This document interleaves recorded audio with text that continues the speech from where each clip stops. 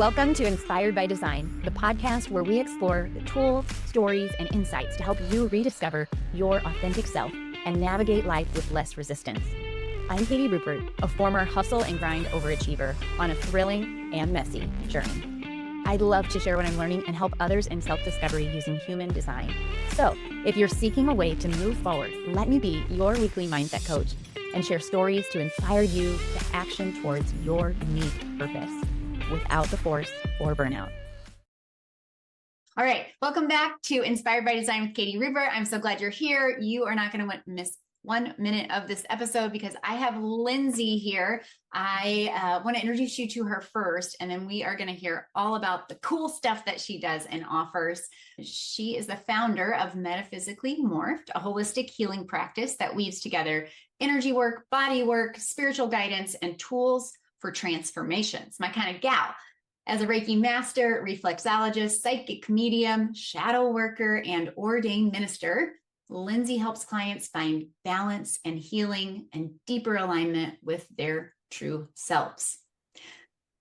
Through both her sessions and handmade creations infused with healing energy, she supports others on the journey of transformation towards an aligned and soulful life. Lindsey, I'm so glad you're here. Welcome, welcome. Thank you for having me. I'm excited to be here. Yay, you too. I have been excited to have this conversation since we met at your facility. I don't really believe at all in happenstance or coincidences or anything like that. So one of my good friends told me that she had a session with you, and I was like, well, I've got to see if there's any chance for me to do that on my way in to see her. And sure enough, you had an opening. I was like, I gotta see her. If it's that good for my girlfriend, then I have to meet this gal.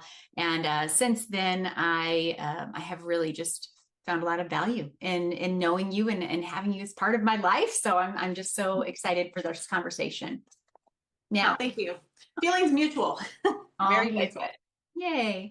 And on Inspired by Design, I always am looking through the lens of human design. This is my nerd out topic, and I just find it so helpful. So we're going to introduce you also as a generator, someone who is here to do what lights her up. Anything that you're attracted to is meant for you, and it will tell you your next right step, even if it doesn't make sense.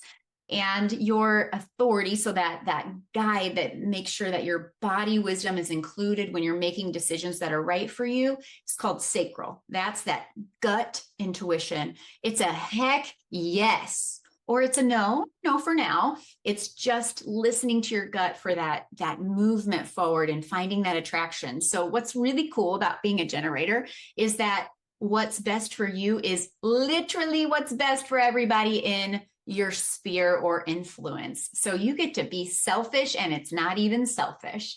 I know, it's fun, right? And your personality profile shines as a 1-3, the investigator, I gotta go down the rabbit hole, meets the mad scientist. Like, I gotta try this out and do it wrong so that I can really learn it. So you got the head knowledge, you got the experiential wisdom that comes together, makes you super smart and trustworthy too. And then I have to just mention that your sun gate, which I don't talk a lot about on this podcast, because I really believe that the light you're here to shine just shows up when you're living in alignment. But yours is called the design of the risk taker. Gate 28, it comes out of the spleen center. So it has to do with fear and courage. And you're someone that's really here to and meant to take risks because of the underlying fear or aversion to a purposeless life or a feeling of mediocrity. And so it's very important for someone with this light to shine to their clients, to the people that they know, everyone that can see their light. It's important, or you've got a lot of power. I should say you have more power than just about anyone else behind sharing the lessons that you've learned through your personal struggle. So you're that one person that, like, it's not going to be annoying when you tell them the woe is me story, because they're going to learn from it. And this is very powerful. So I hope that you're just sharing all the lessons, and maybe we'll get a few lessons from you while we talk today. So I think I want to start with you just sharing a little about your story, your journey, what drew you into this energy, this body work, into the this path of less walked path for your career, and of course how your business Metaphysically Morphed was born. So, I feel like a lot of people who go like on a whole spiritual awakening journey, there's a lot of precursors that occur with that. And mine truly was like this accumulation of burnout. I was totally, yeah, I'm that investigator. I'm the like, I have to try things. I feel like I sometimes learn the lessons the hard way because of that. Maybe that's that risk taker That's number piece. 3. It's kind of one of those things. I think I got to a point where I was living my life in a way that I felt like was trying to appease everybody else's expectations of what I should be, what I needed to be for them, while completely ignoring myself. So that led to really bad mental health, terrible anxiety. I had very bad chronic pain. I did struggle, and I don't share this with a lot of people, but I did struggle with suicidal ideation. So my husband is actually the person who's like, hey, I think you should really try out Reiki. He had previous experience with Reiki in his younger years. He's like, I think you'd really like it. And I give him credit because he knew me so well. I was not going to just try it on my own. So he's like, I've scheduled us appointments. So he went with. And that first session, I feel like really shifted my energy of what could be, because that energy shift was so dynamic for me of not having this intense anxiety. My pain was down. I felt hope. Life looked brighter all of a sudden. So I stuck with it. I did more intensive healing with Reiki. I did shadow work and went through those really dark times of traumas and really faced them and worked on healing. And when you do shadow work and you do intense healing, there's always layers of the onion constantly being peeled back further and further. And so to say like, I'm done with my shadow work, no, I still work actively on my shadow work to this day. Because Reiki had such a profound effect on me. So my normal, I would say my normal career life, I originally was a physical therapist. And I saw like for me how things was impacting me as far as that really connection with your body, with your spirit and your mind. And I started incorporating some of that kind of stuff with working with patients. And then I was like, I really felt called from spirit of, hey, this is needed. This type of healing is needed for people, because there was a lot of patients in the hospital that I worked with that were labeled difficult, challenging patients. And, it turned into, with this stuff that I was incorporating, that, hey, Lindsey, I have this really difficult patient. Can you work with them? I'm like, bet, give them. And I could get them to connect, build a trusting partnership, and we could actually do some beneficial work together. So I became kind of the little guru in the hospital that I was at. And I know I inspired some of the other therapists to incorporate some of this kind of stuff as well. But it didn't change that I was burnt out from that career. So, I pursued becoming a level 1, level 2 attuned Reiki practitioner. I did join another business for a short duration. I don't want to speak illfully, but it did not turn out to be the right place for me. it pushed all of my boundaries. And for somebody who really was bad with having boundaries, it probably was the harshest. I say this with kind of a love because, again, I have to learn things the hard way, apparently. It was probably the harshest way for me to learn boundaries and finally stand up for myself, speak up for myself, and say no. And so I took a risk. Going and joining that business was a risk in and of itself. But then I took the huge leap to create my own business. And that has been so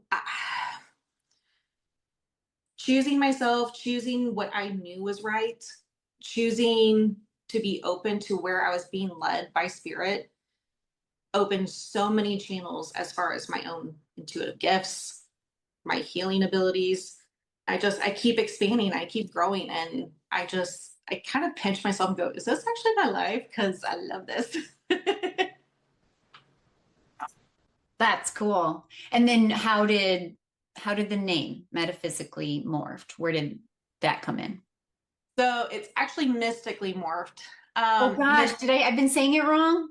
It's totally fine because I kind of What like have the I been range of what you're saying? saying. What's that?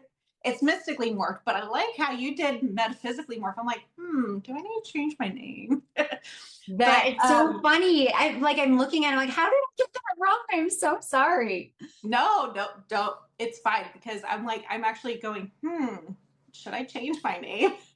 Okay, so it has its own ring to it, but mystics, that's kind of where that mystically comes in because, being a psychic medium, being definitely in the spiritual woo woo of the world, working with spirit teams, working with, spirits that show up, it's mystical, right?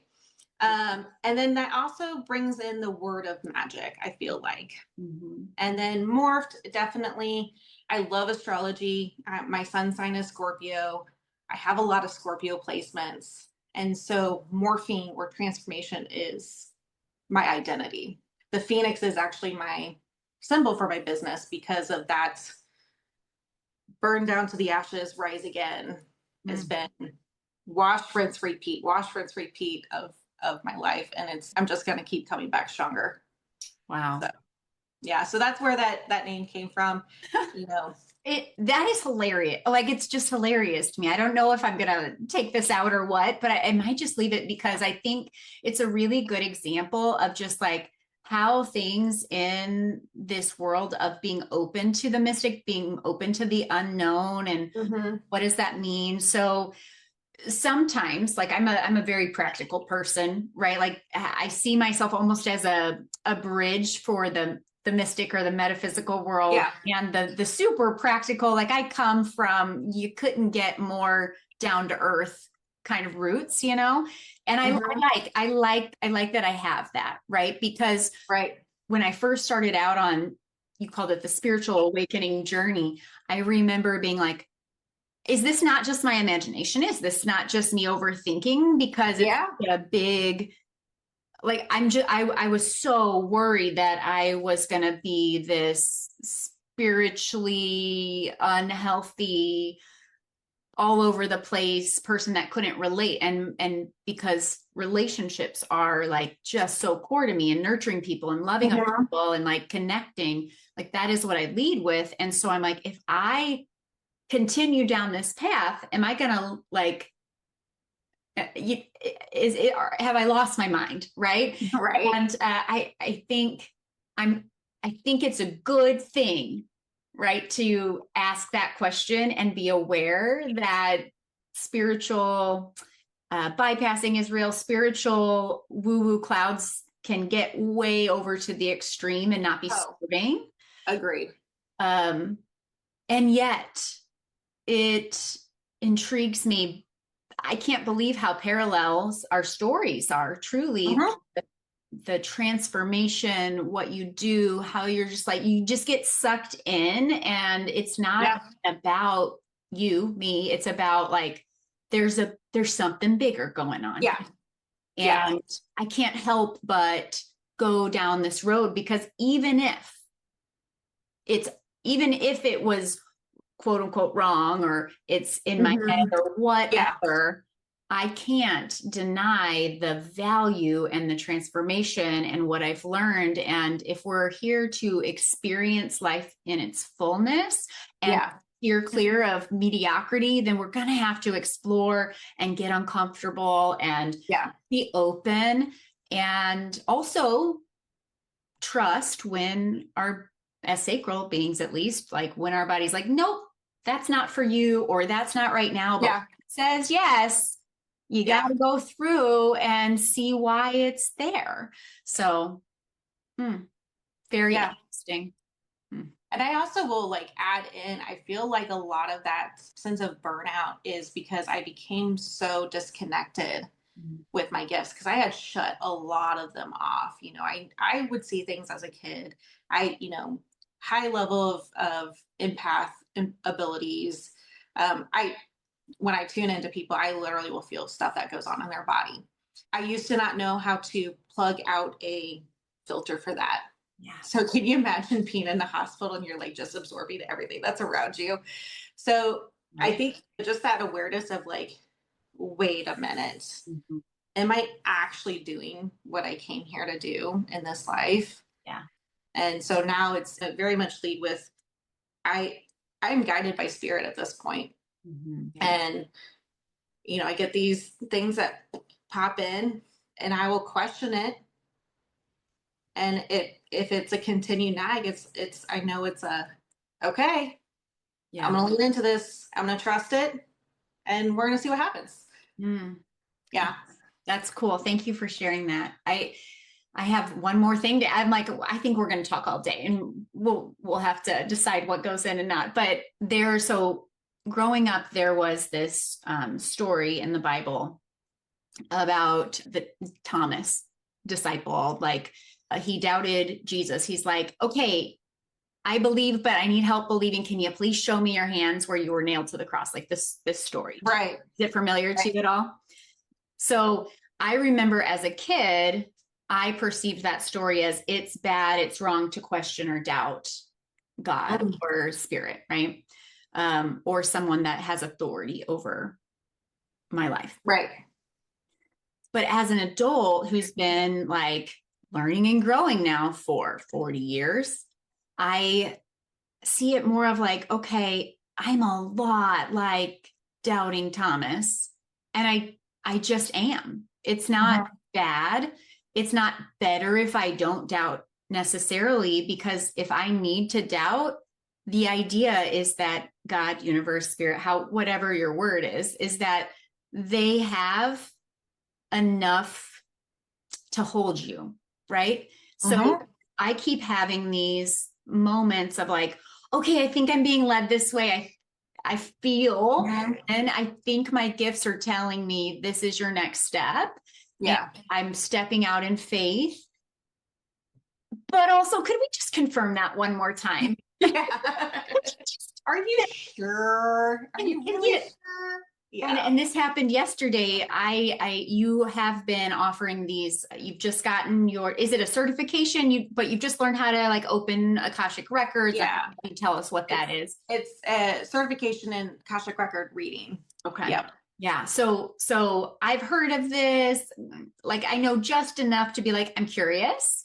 And you did this like flash sale thing, like just for practice, right? And of course, I'm on your email newsletter, and I was like, oh my gosh, I'm gonna definitely do this, because I can scratch my curiosity for like, was it 20 or 30 bucks, right? So I'm doing a like very big sale with it as an introductory price. It's $20 for a 30-minute reading. Yeah. I'm like, I can skip one night at Chipotle for figuring this out. So anyway, we met and did this reading yesterday, and I didn't learn anything new. I basically just heard you access things from deep inside me, and all it did was confirm. So it's like, I once again said, hey, God, will you please just tell me what I need to know. Yeah. And then, just like in the story, it's like, sure, here you go. And oh, you already told me that. Oh, okay. All right. Confirmation. Well, we're good. Yeah. So I think, I think it's good to question if you need to question. Absolutely. There's Yeah. nothing wrong. Yeah. I think the other thing, with the Thomas story, and I see this a lot, and it's a lesson for myself as well. Really, I feel like the big purpose of Jesus's lifetime, this idea of he came here to save us. Mm-hmm. The reality is he came here to wake us up to see that the divine or God is in existence in each of us, and to allow it to be open and exist and trust in it. So then when we're questioning the quote, the divine or godlike properties, right, of other people, I really think cueing yourself of what am I neglecting as far as acknowledging my own? Because did it matter to see the hands to prove? Yeah, I feel like that goes into the head, right? Like Yeah. it's soothing our mind a little bit, Yeah. but it doesn't change what our inner knowing was. Yeah. We needed. Yeah. Mm. Yeah. Thank you for that insight. It's good. Yeah. I'm stuck somewhere between, like, I feel like a lot of my listeners, I talk about human design, but really haven't delved into the world of all of these tools that you can support yourself with, like Reiki, Yeah. record readings, even astrology in a way, because, I'm very just enthralled and like attracted to astrology. And I always have been, but I think a lot of people just see it as like, oh, a horoscope, it's fun, but it doesn't mean anything. But there's just so much depth and insight you can learn about yourself. I think some of our listeners are new to a lot of what you do. And even though I personally have a good base of knowledge and experience with almost everything that you do, and by the way, all of it came to me almost by accident. I didn't ask for any of this. It just showed up in my life. And I decided to explore, to get curious, which is, as a coach, as someone who helps people build businesses, as someone who helps people understand their next right step and to get out of burnout and find flow in their life. So I do that through human design. However, all of these tools keep coming into my life and it feels like accidental. It feels like I asked for this. I didn't ask to have to be curious about this, but it really challenges me to do what I ask people to do and just get curious and stay open. You follow your inner authority. So if it's not for you, fine. But there's a few things that we've mentioned already that I would love for you to talk a little bit about, and you don't have to go in crazy depth or anything. But one thing that we hear a lot about, and we don't, I think people don't know how to get started, is shadow work. So we all know about, like, okay, I'll go to my counselor, I'll journal. But when you're talking shadow work and you want to make it practical or inspire people to just take a little action on it without doing it perfectly, I'd love to know what you have to say about that. And then maybe you could tell us a quick overview of, like, how does someone choose what they want to do with you, be it in person or virtually? Because, like, what the heck is Reiki and why do I need it? And like psychic medium, maybe I don't want that. But then what if you get a message? Are you going to tell them? So can you run with that a little bit and give us a little insight into maybe just educating us in a way, or bring us to try some things out that we don't know about yet? Sure, absolutely. So I'll start off with Reiki because I feel like that's more of a simpler explanation. The basis of Reiki really is we're all made up of energy. Okay. So we all have energy fields. Energy is always in a state of fluctuation, movement, etc. However, some things do occur for people where that energy can get stuck. Okay. It can get stuck with certain patterns, certain traumas, micro traumas, I really call them, that just kind of like, oh, that thing there just made me really mad. And people hold on to it. So as a Reiki master practitioner, whether it's in person or virtual, what I'm doing is I'm tuning into your energetic field. I'm checking out your chakras. There's 7 main chakras with your body that I work with. There are far more chakras. So I won't get into the expansiveness of how many chakras there are, because there's a lot. And I'm certainly not an expert in them. But I deal with the main ones of your body. Root, sacral, solar plexus, heart, throat, third eye, crown. When they're operating in a state of flow, you can have more sense of clarity, balance, feeling lighter, feeling more energetic. When there's issues that can create that stuckness, I remove that stuck energy. Mm. All of my sessions, so I have a contract that is with Spirit. And my contract with Spirit is, I'm open and I'm ready. Please bring to me who are meant to work with me. So if you got the call, yeah. It's because Spirit led you. Yeah. So, but that's my contract with Spirit. The other part of that contract, and I tell every single person that I work with, hey, I have these gifts. I have these abilities. I can feel what's going on in your body. I can hear phrases. I will see things. I sometimes do see people that have passed, more of a recent thing, pets. I also see current people that are living, but there's an energetic tie, energetic cord to you. And, I just give them so some things may come up that I'm channeling, but if that's too woo-woo, I'll close it down. I don't ever do any of that without the forward knowledge of hey, this is a possible thing. So yeah, I love it when people are open to it, because it just makes what my purpose is a lot easier. Not saying that I won't ever honor, because I do. I honor people's boundaries. So whether it's virtual or in person, I'm accessing your auric field. I'm accessing that energy. I'm clearing out the clutter. So that closet that you just keep stuffing things into, I open it and go, what's this? Do you really need this anymore? Let's get rid of that. Okay. We don't need that anymore. Oh, hey, what's this? Is this still in alignment for you right now? We don't need that anymore. There's a lot of validation too that comes up with those types of sessions. Seeing people as they are from their soul essence. Yeah. Okay. Step into a layer past that in that shadow work.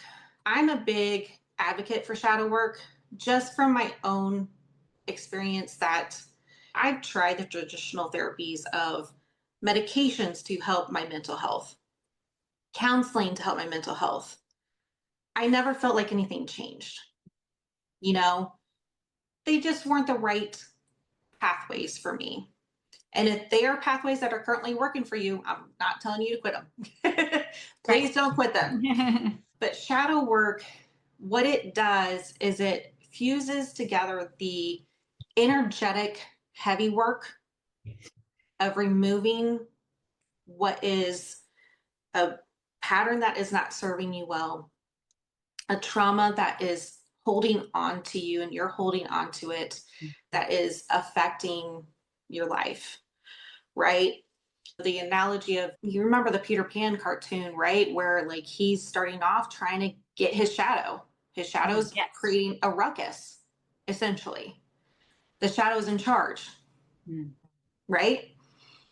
And he has to fuse himself with his shadow for there to be a balance. Shadow work does that, where we go and look at the shadow, we face it head on, and it can be scary for some because it's unknown, right?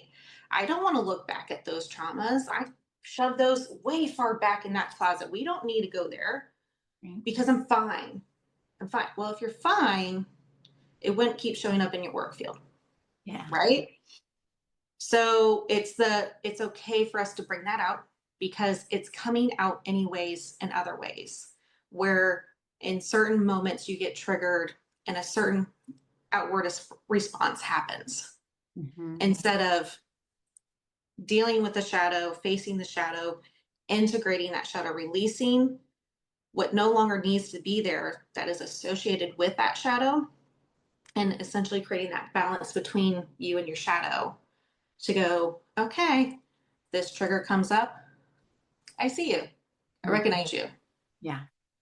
I know how to handle this now from a sense of clarity, logic, balance, emotional regulation. So it's not talk therapy. It is very co-interactive of, hey, let's dive deeper into healing past just energy clearing. Yeah. Mm, that's good. And it doesn't have to be a certain way.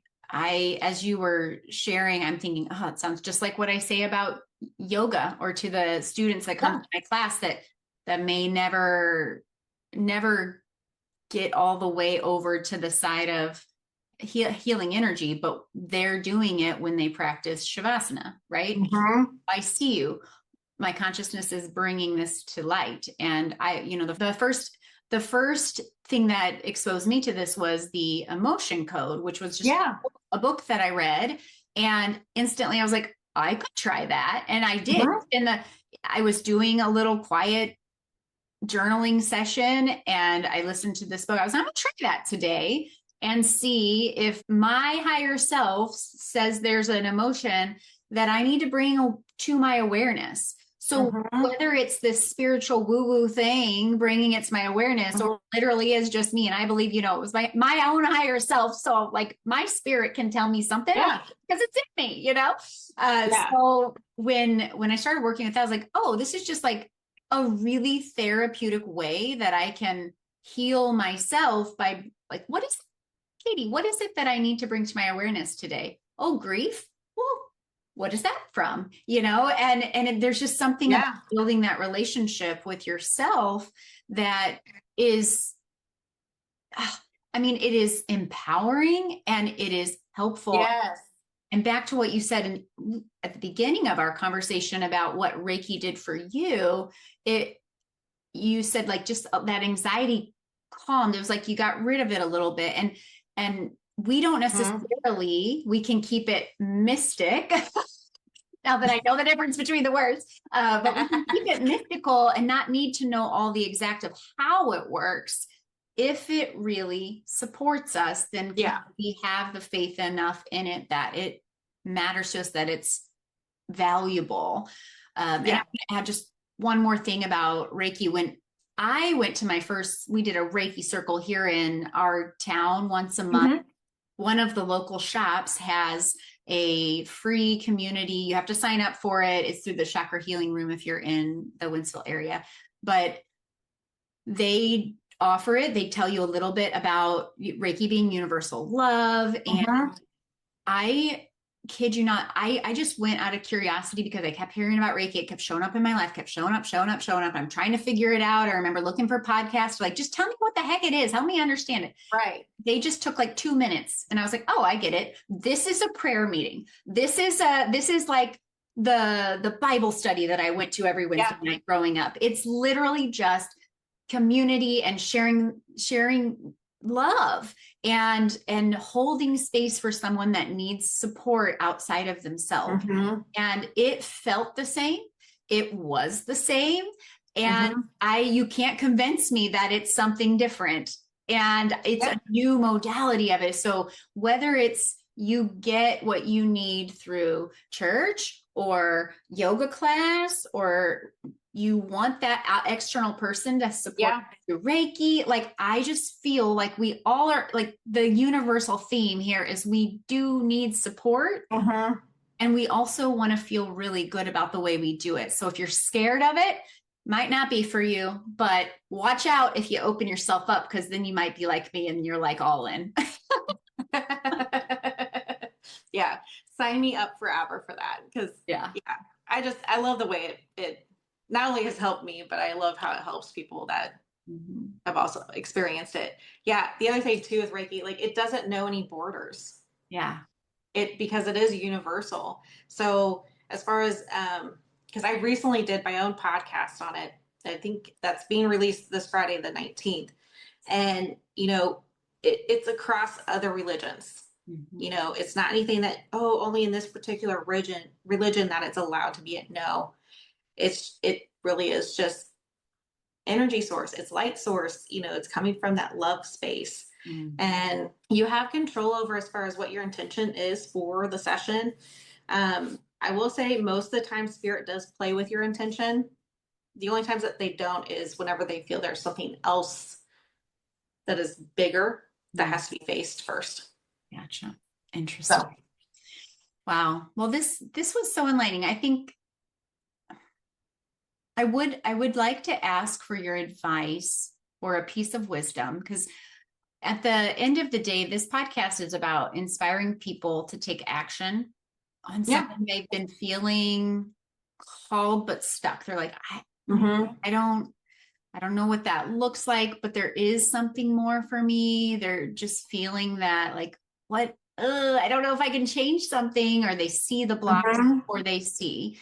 And Yeah. would love, if someone knows that they're on their healing journey already, or someone that they're like, oh, shoot, this stuff is speaking to me and I need to do something, but I don't even know where to start. So I'm going to put it off again.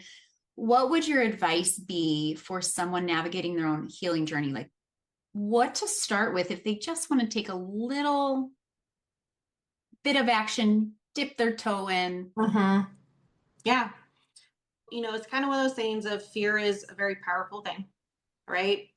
If you're wanting to change, you do need to ask yourself, what are you not changing within yourself? Because external change doesn't happen without your own action. Um, if there's something that nags at you, it's kind of, I've gotten this point of, yeah, I'm a risk taker. And I have a lot of like, when I think about things that come to me, I try to get into this mode of like, well, why not? Mm. Really, why not? And I will say, for the most part, things that come to me and that I take the risk on, that, yeah, some things don't work out. And that's okay, because I got lessons out of it. But there's also times where if I hadn't taken that risk, where would I be right now? I'm not sure. I'm not the same person I was a year ago. I'm still vastly different from that. I'm way vastly different than the person I was 5 years ago. Sit with yourself and ask, either if it's something that keeps coming to you, ask why. And then if you're not taking action, ask why not. And isn't that really the definition of insanity? Expecting something to change Right. without changing anything else.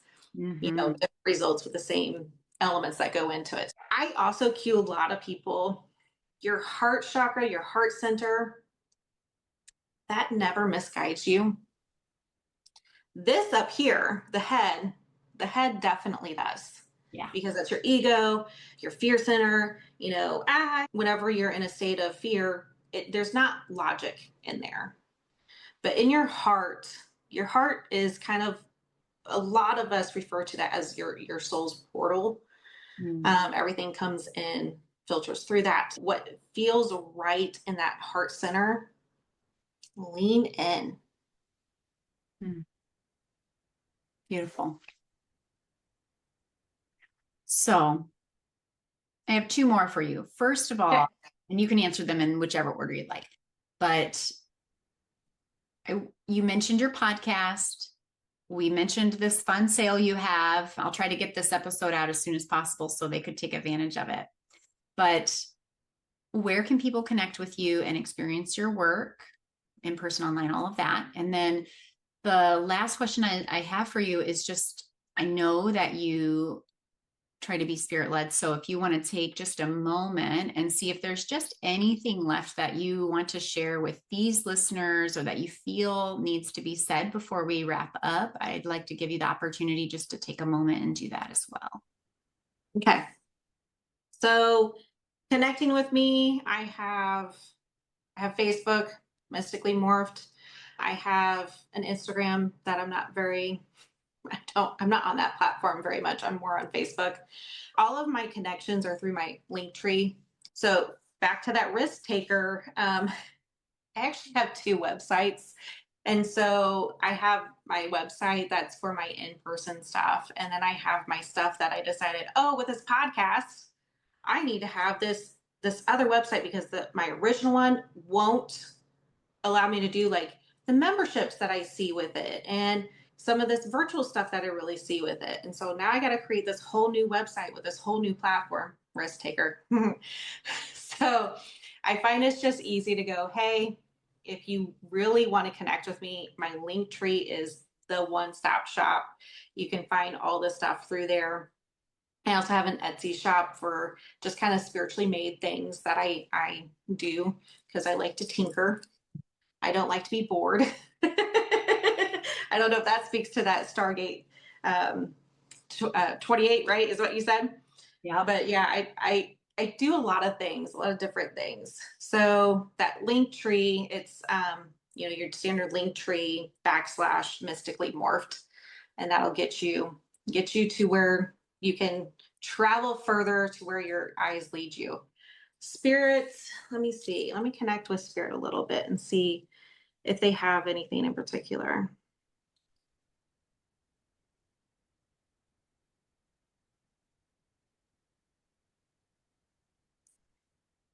There's a lot of encouragement from spirit to acknowledge the love that you possess, the love that is innately yours, and the love that you're allowed to also keep for yourself.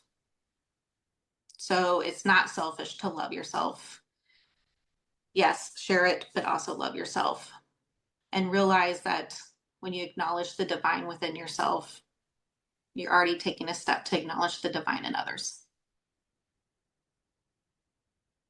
That's powerful. I got chills all over. So I think I know that was the right message for our listeners. And it makes a lot of sense because my journey has been mostly about learning how to love myself the way that I love other people. And so it makes perfect sense that the people that listen to this podcast would need that same message. So yeah. Beautiful. Well, thank you. And of course, we'll put all the websites you have in the show notes, as many as you can come up with. And your podcast will link that up too. I hope that everyone will go and listen, or at least go follow, because as a startup podcaster myself, yeah, that little follow can give you the encouragement you need to keep going. So yeah. Well, and I'm sure too, like everything that you plant that's new sometimes takes a little while to grow, and it gets into your head a little bit of like, was that the right decision? But yeah, I release a lot of, when they come up, I release a lot of it because I still get more nudges of like, yes, you're on the right path. Do not stop. Yeah. So. Well, thank you. Thank you, Lindsey. I'm so glad you were here. I can't wait to let this episode out. And for our listeners, definitely check out the show notes, click on all those links, see if they speak to you. And as always, you can send in your human design questions or even questions about anything we talked to today, and I'll make sure that we weave them into future episodes for you. So until next time, have a great one. Bye. Thanks for tuning in to Inspired by Design with Katie Rupert. If today's episode sparked something in you, I'd love to hear about it. Share your takeaways, subscribe, or even leave a review to help others find the show. For more tools and insights, visit my free Facebook group. And until next time, keep embracing exactly who you are and move forward one inspired action at a time.